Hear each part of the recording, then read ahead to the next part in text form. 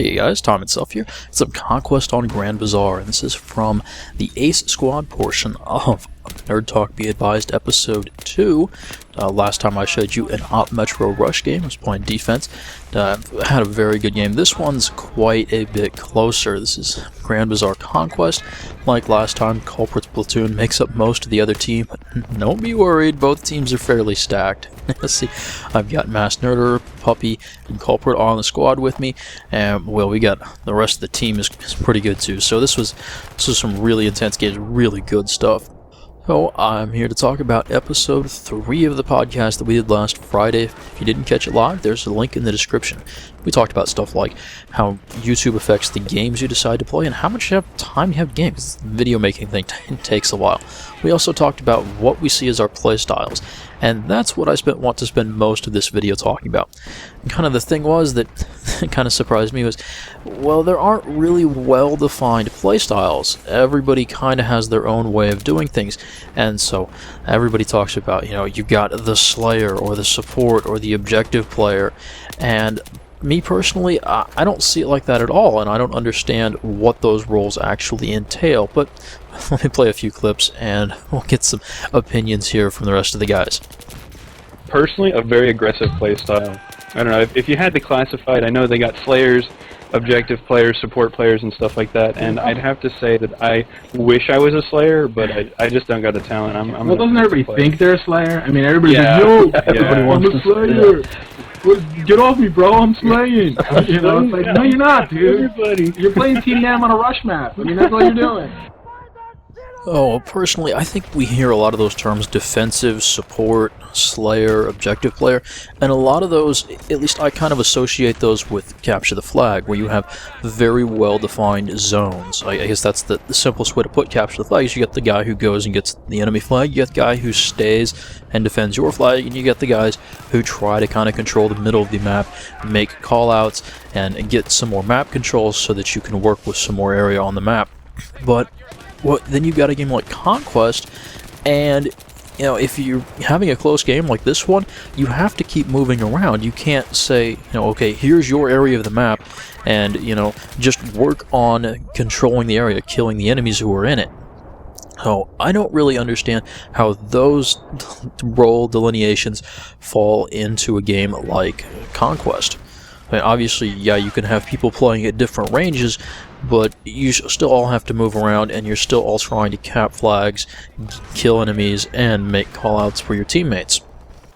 I mean, personally, I see what class you're running and what equipment it has as being one of the major things that define what role you should be trying to play. You can see me, I'm a medic, so I'm going to revive my teammates. I may not want to be the very first person up in front, because if my teammates are in front, then I can finish the enemies they've wounded and then revive my teammates. If I go down, my teammate has to pick up my kit. Or say you've got engineers. Their role is usually to take care of the enemy vehicles. So they need to be looking for the enemy vehicles in position to try and take them out, or repairing friendly vehicles. So those aren't things that you can choose so much as your team needs someone doing this. Congratulations, you happen to have the right kit for it. You got to do your job now. I suppose the distinction between being passive versus aggressive makes sense, but there's kind of a narrow range that is really going to be effective. If you have an opportunity to push up, you should be pushing up. However, if you're running around out of cover, it's probably going to get you killed, and you're not doing a whole lot. So, finding a good balance between being aggressive when you can and playing defensively when you don't have an advantage is a good player is going to do that. As far as where I sit on that scale, well, Call of Duty domination defending is fairly useful because capping a point is so dangerous. In Battlefield 3 Conquest, it seems to be pretty viable to just keep pushing onto the enemy points. Limit the places they can respawn. That seems to be much more practical, so I've had to become, in some ways, a little more aggressive when I'm playing Battlefield. You see Culprit is the one getting in here, and as I go down, he's like, how do I knife? Which button knifes? I haven't played Xbox. Right bumper, right bumper. This was pretty funny when it happened. So me personally, the way I play, at least in Call of Duty domination, in Rush, in Conquest, and often even in team deathmatch, is I look for power positions and choke points. And even if that means I'm not getting a whole lot of action, it means at least I'm denying the enemy that location. And I will put map control before kills almost every single time. If you can run around and get a kill, that's cool. So if you put yourself in a bad position where you're probably not going to get another one and just end up dying, well, going 1 for 1's not bad. It's a lot of comes down, at least in my mind, to not just winning the current fight, but setting yourself up to win the next one and then the next one and so on. And that's where map control really comes in. Oh, I don't know, I did a commentary back in October in Black Ops about death as a game mechanic, and I guess there was a little bit in about power positions in there too, and it kind of covered Halo, Call of Duty, and Battlefield. And at least in Halo you have weapon locations and power positions on the map, and so you got to control the weapon respawns and then the appropriate power positions. And different weapons have different ranges, so they have different power positions. You don't want the sniper rifle in the same place you really want the sword, and it's just kind of how it works. And where the map designers decide to put the weapons, especially the power weapons, and where the power positions are for those weapons is kind of an interesting balance, although it kind of got tiring. In Battlefield, yeah, you have the vehicle respawns and you want to control those, but I don't know. A map like Sharkey Peninsula, I guess that's the Conquest or Assault. Conquest is, I think, the one I'm most familiar with, where you got that tank on sea. Otherwise, when you respawn in, yeah, you've been out of the game for a while, but you get to come back in, choose your loadout, try to pick up something maybe a little more useful for the current situation. You know, so we are going to go on a long flank all the way around the map to get to A. I don't know, we could have respawned in on our deployment, but it just is one of those things. We need to take a point. This game is getting really close. We've built up a nice lead at the start there, but they are making a comeback here. Oh, one of the other things that Battlefield does, you don't entirely notice it because it's not always the case, but having multiple people doing the same thing really helps. You know, take out a tank, for example, obviously it helps to have multiple people shooting RPGs at it, or SMAs. If you're running into enemies and they're not just running around in the open, it really does help to have multiple people trying to shoot them, suppressing, flanking, and pushing up. So it's not quite the same as Call of Duty, where one person can usually kill everyone they can see if you've got a weapon appropriate for the range.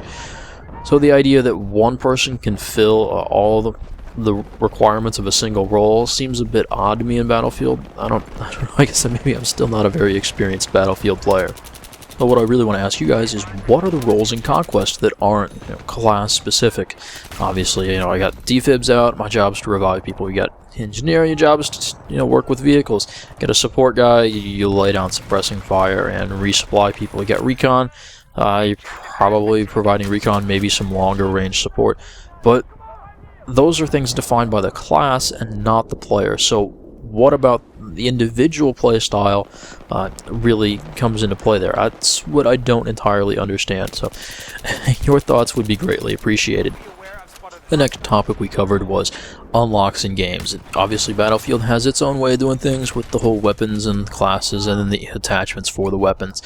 Now, there's a bit of a distinction of what people feel like they play the game for.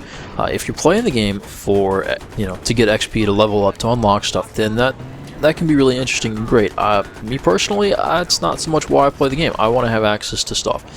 So, you know, we go into a bit more detail in the podcast, but what I want to mention here is that you're seeing more and more of unlock systems and XP and ranking up tied to monetization, especially with free-to-play games. So what started out as a way to ease new players into a game, or just provide another element and try to keep players around a little bit longer, has turned into the primary way of keeping players around. But can you remember back when, you know, I'm thinking Super Smash Brothers here, if you don't have your saved game file and you actually have to unlock stuff, everybody's like, oh no, it's terrible, you know, you have a multiplayer game and you don't have everything unlocked. And it's just like, you know, because we just want to play the game, right? You know, let everyone do what they want and have fun. So we're headed in the other direction, and like I think I said in the podcast, Guild Wars, their philosophy was, yeah, there's a ton of stuff you can unlock, but in general, you can just pick something and be like, I want to try this, and you know, you try it for a while, and you'll have enough to go try something else.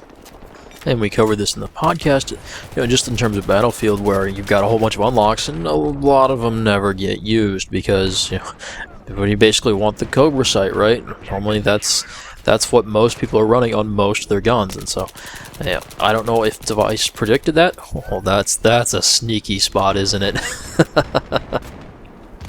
And I think that really points out it's you're looking for depth of game mechanics, and if the developer doesn't entirely predict how the game is actually going to end up playing, that's the nature of multiplayer games. It's one of the great things about them is that, you don't know. You give the players some simple rules to play by, and see what happens.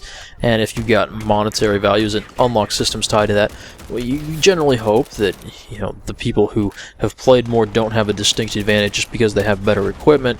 At least that's my take on multiplayer games. When you don't understand how the game is actually going to end up getting played, it becomes kind of hard to balance that kind of stuff. I guess that's one of the reasons multiplayer requires rebalancing so often in so many games. And because, just give the players the tools, see what they do with them. That's one of the most exciting things about games for me. The fact that I don't have access to stuff in a lot of games kind of bugs me. So, we made all these great tools, but you're only going to get a few of them, The number of possibilities goes down quite a bit. So, anyway, check out episode 3 of Nerd Talk Be Advised if you haven't already seen it. We enjoyed our Conquest game. I'm not quite as much of a Conquest player, and they made a nice comeback on us. We thought we had a nice comfortable win locked in, and then stuff got hairy. It's a really good game. Really enjoyed it. So again, thanks for watching, guys, and I will see you later.